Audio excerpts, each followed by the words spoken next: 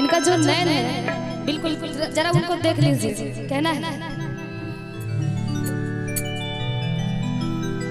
वो दो ब्लैक वाला जो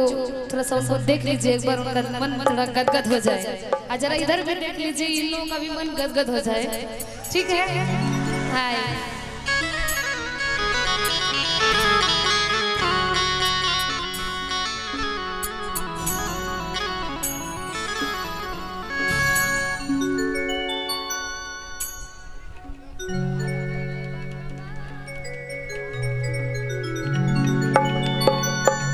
हाय कहे कि नैन छुरी से कटारी हो गई कि रूप के दुनिया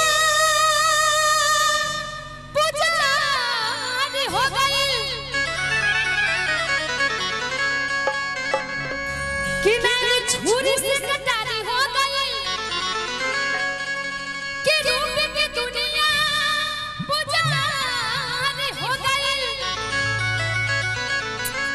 आके हुआ के नजरिया में जब बस जाला तब बुझी हो कि प्रेम के बीमारी हो गई।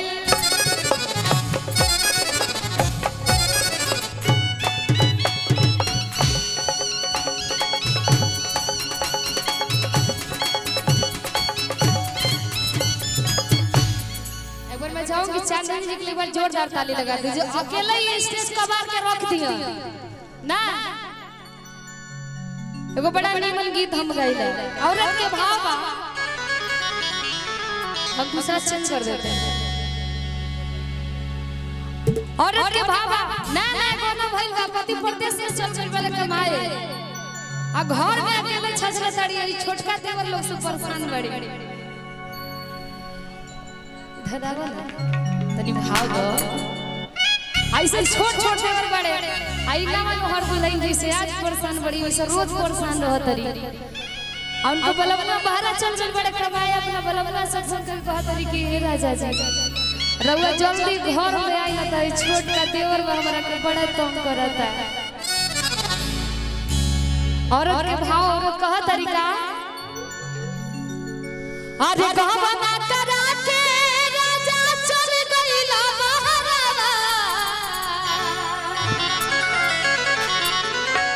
अरे आई बनात चाल जाए महमहु नहीं हरवा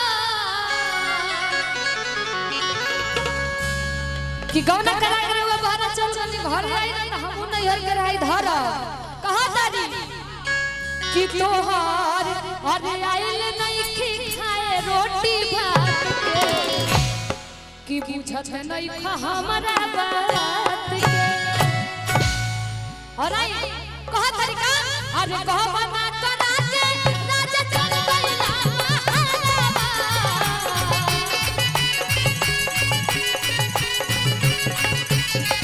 आई बना चाल जाए महमहु नहीं हरवा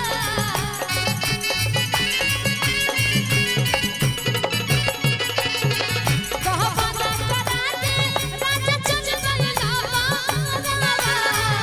आई बना चाल जाए महमहु नहीं हरवा कि तोहर आइल नहीं खाए रोटी भात के। ए चांदनी जी है ने अब तनी हेनियो इशारा दो, हेनियो लोग बा कि तोहर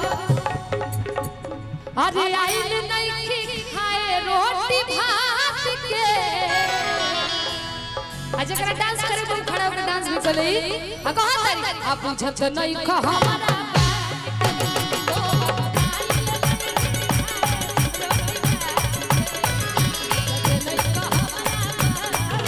कैसे बनी कैसे बनी कैसे बनी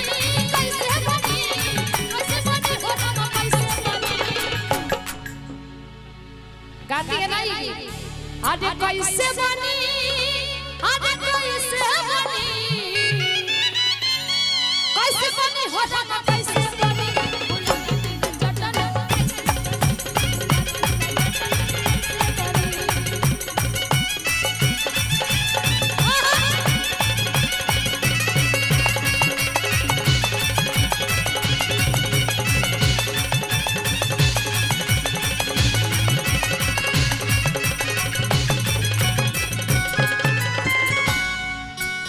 और का कहा तारी रोजे कटिनिया साथे सूते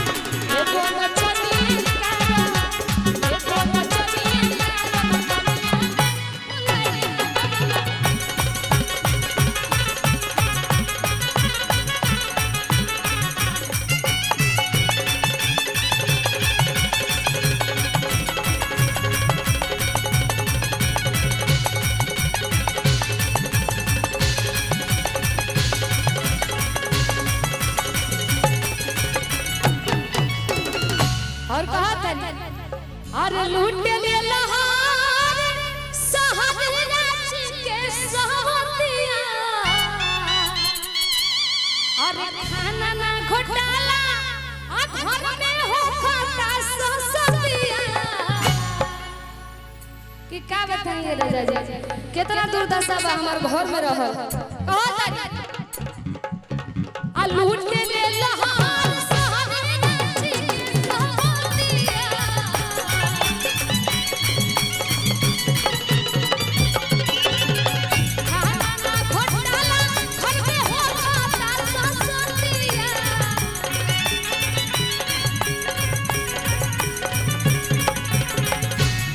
जननी तोहर तन को विश्वघात के कि हम ना जननी तोहर तन को विश्वघात के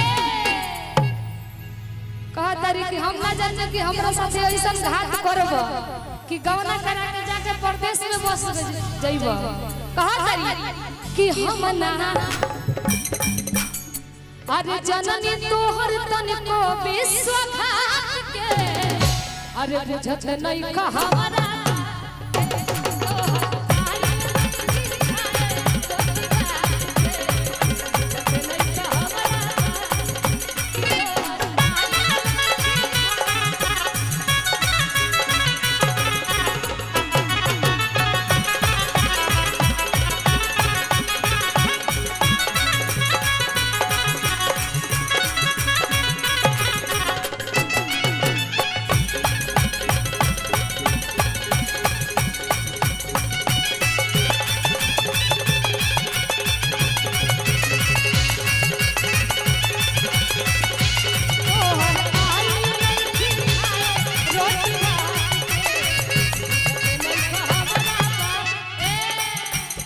लेकिन यही एगो भाव लागल का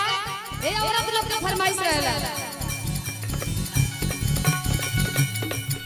हेने आवे चाचनी ए चाचनी हेने आवा हेने लई औरत लोग के फरमाइश रहला का आज ले ले हसन कमा कौवा राजा जी आज ले ले हसन कमा कौवा राजा जी कि मारी मारी के घुमा पूरा गौवा राजा जी आई देखा सेंट मारे खाती के हई मिलत हमरा लागत हमनी के कहीं नीचे ना आ जाए पैसा पावत औरत के फरमाइश अपना बलौला से कहा तरी आज ले ले हसन कमा कौवा राजा जी आज ले ले हसन कमा कौवा राजा जी मारी मारी के घुमा पूरा गौवा राजा जी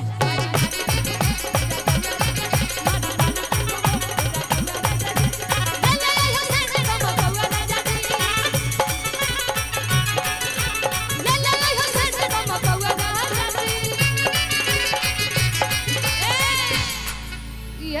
हमरा के चाहत रहल अब लागत कि आग लागल बा हम के उ पीछे लोग ना रहता खड़ा खड़ा डांस करते लेकिन सब लोग बैठल पूरा धरती घूमस लीजिए आप लोग आज हां सही बात हो आदे ले ले हसेंट गम कौवा राजा जी आगे के लाइन में थोड़ा पर चिल्लाइए तो वाह कि मारी मारी के घुमा पूरा गंगा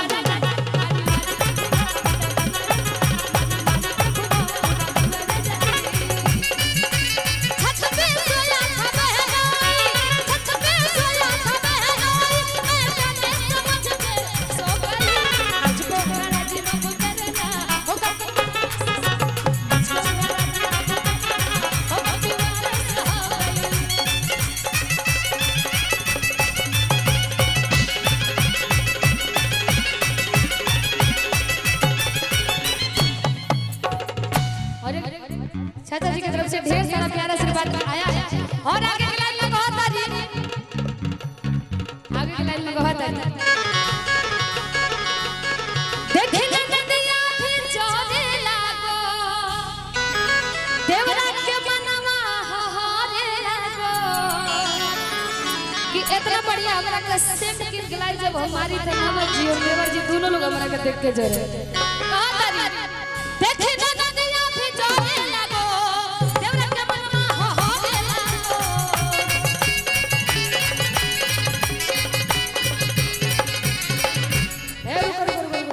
खींच के लाइन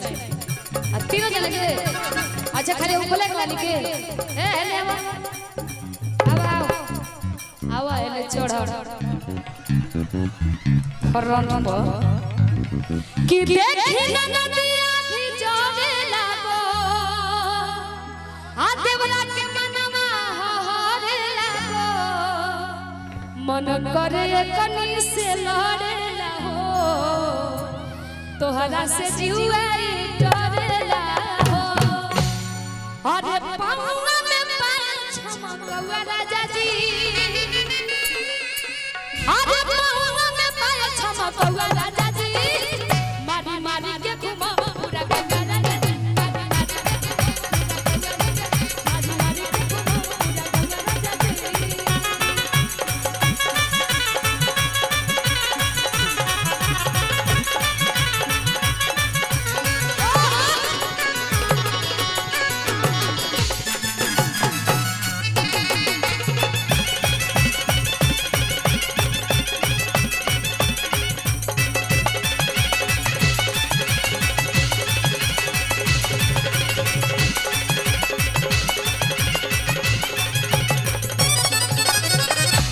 देखिए ढेर सारा प्यारा आशीर्वाद आया है हजारों का प्यारा आशीर्वाद बबलू सिंह उर्फ उदय सिंह उनके तरफ से ढेर सारा प्यारा यही नाम बोले हैं ना 500 रुपया का आशीर्वाद है उनके लिए जोरदार ताली बजा दीजिए और इस सेट में मिलल बा और आगे कहा तारीखा नहीं है के हम सब दीदी हई तो हम वाला दीदी हई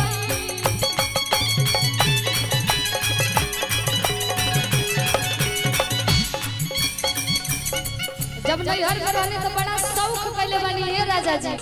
एहू जा हमर शौक पूरा करे कहां तारी हेलो नहीं हर के हम सब खिली हई तो हर हम मलकिनी हई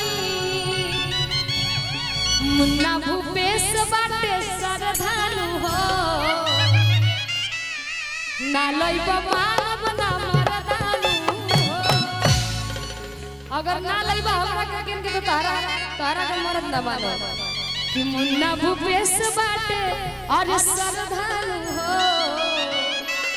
ना लइब मानब ना मरदानु हो अरे चोटिला चूरा लटकौआ राजा जी अरे चोटिला चूरा लटकौआ राजा जी कि मारी मारी के घुमा पूरा गंगा राजा जी